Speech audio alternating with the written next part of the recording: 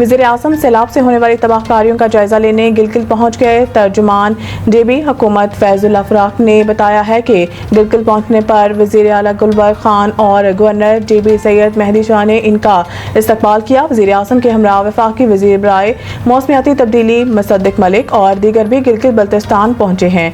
फैजुल अफराक ने बताया है कि वज़ीर आज़म शहबाज शरीफ गवर्नर और वज़ीर आला गिलगित बल्तिस्तान से मुलाकातें करेंगे, जबकि मुतल्लिका इदारे वज़ीर आज़म शहबाज शरीफ को सैलाब से तबाही पर ब्रीफिंग देंगे।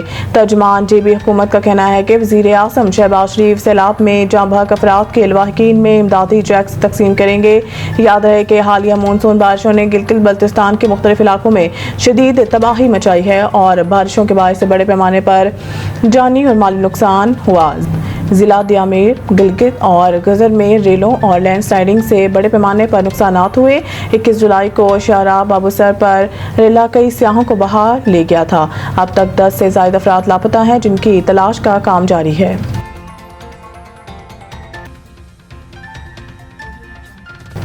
फील्ड मार्शल आसिम मुनीर की क़यादत में पाकिस्तान नए दौर में दाखिल। आलमी सतह पर शानदार खराज तहसीन। बरतानवी जरीदे द इकॉनमिस्ट में शाया होने वाले मज़मून में chief of army staff field marshal Syed Asim Munir को खराज तहसीन पेश करते हुए इनकी पाक अमरीकी ताल्लुकात की कोशिशों को सराहा गया।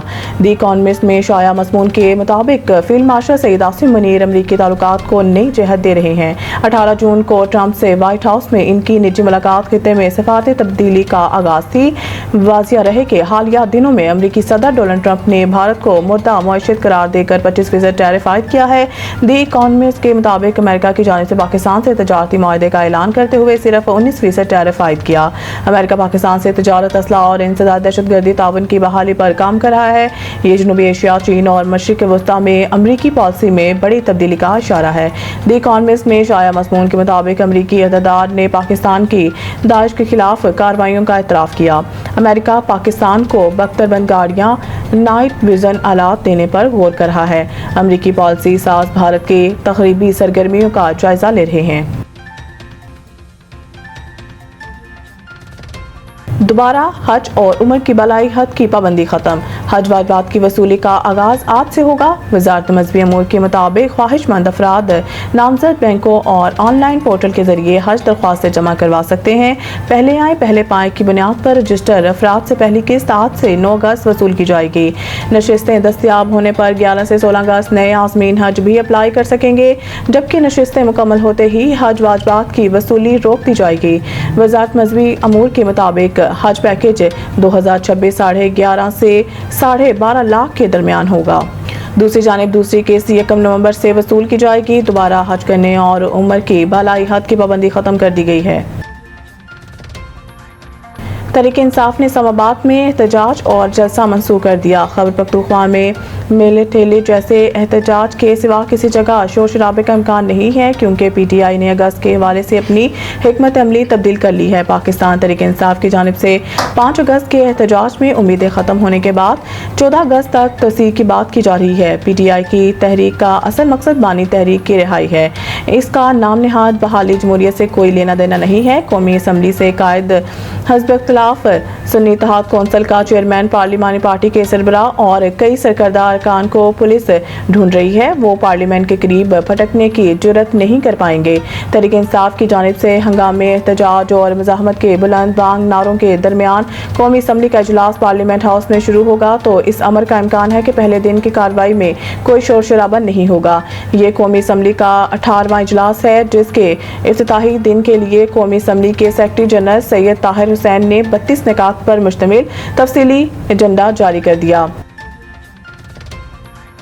आज से 7 अगस्त के दौरान मुल्क के मुख्तलिफ हिस्सों में मूसलाधार बारिश का इम्कान। कराची, आज से 7 अगस्त के दौरान मुल्क के मुख्तलिफ इलाकों में मूसलाधार बारिश का इम्कान है। इतवार की रात इस्लामाबाद के मुख्तलिफ इलाकों में वक्फे से बारिश हुई, जिससे मौसम खुशगवार हो गया। कराची में भी रात कहीं हल्की बारिश तो कहीं बूंदाबांदी हुई।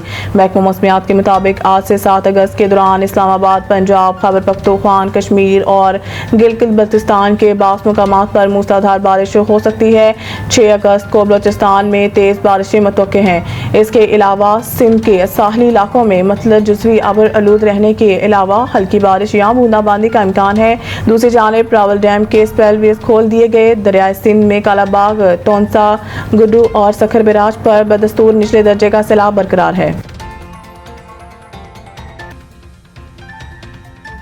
साहबजादा फरहान के 74 रन। पाकिस्तान ने तीसरे T20 में वेस्ट इंडीज को शिकस्त देकर सीरीज अपने नाम कर ली। अमरीकी रियासत फ्लोरिडा के शहर लाउडरहिल में खेले गए मैच में पाकिस्तान के कप्तान सलमान अली आगा ने टॉस जीतकर पहले बैटिंग करने का फैसला किया। मुकर्रर 20 ओवर्स में कौमी टीम ने 4 विकेटों के नुकसान पर 189 रन बनाए। 190 रन की हदफ के ताकोफ में वेस्ट इंडीज टीम 6 विकेटों के नुकसान पर 176 रन बना सकी। तीसरे और आखिरी T20 के लिए पाकिस्तान टीम में 2 तब्दीलियां की गई। कौमी टीम में शाहीन अफरीदी की जगह हारिस रऊफ और फ़खर जमान की जगह खुशदिल शाह को प्लेइंग 11 में शामिल किया गया।